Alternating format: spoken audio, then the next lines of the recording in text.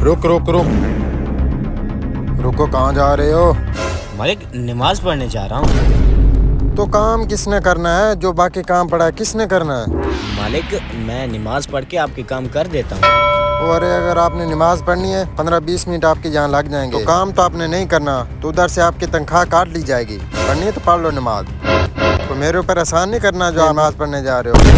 ठीक है, नमाज तो जरूरी है, आप काट लेना तनख्वाह। ठीक है पढ़ो, जितनी देर ये नमाज पढ़े उतनी देर की तनख्वाह काट लेना इसकी। ठीक हो गया। या अल्लाह बेहिदायतों को हिदायत नसीब फरमा। अरे मुंशी, हाँ जी। वो ये काम सारा ऐसे पड़ा है, वो नौकर कहाँ है? पता नहीं जी। अरे यार उससे जाके देख, काम तो सारा ऐसे पड़ा है। मैं अभी पता करता हूँ। और जल्दी जा यार, पता नहीं यहाँ पर क्या करता है ये, सारा दिन सोया रहता है और रोज। वाह भाई वाह, काम इसके किसने करना है? हाँ मुंशी, वो सो रहा है मालिक जी। चला। ये सो रहा है। उठ कमीने, मालिक आ गया है।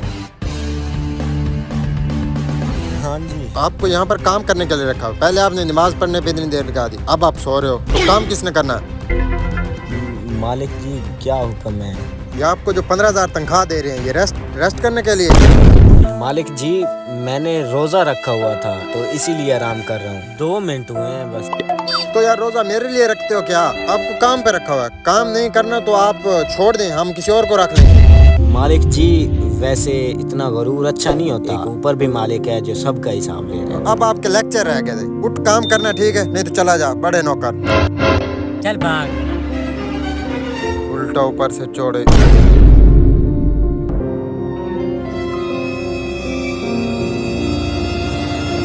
अरे साहब रुको रुको, जी जी। कुछ अल्लाह के नाम पे फकीर की मदद कर दो।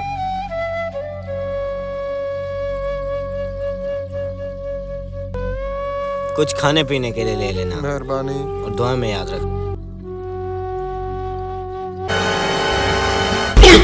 ये क्या देखा मैंने?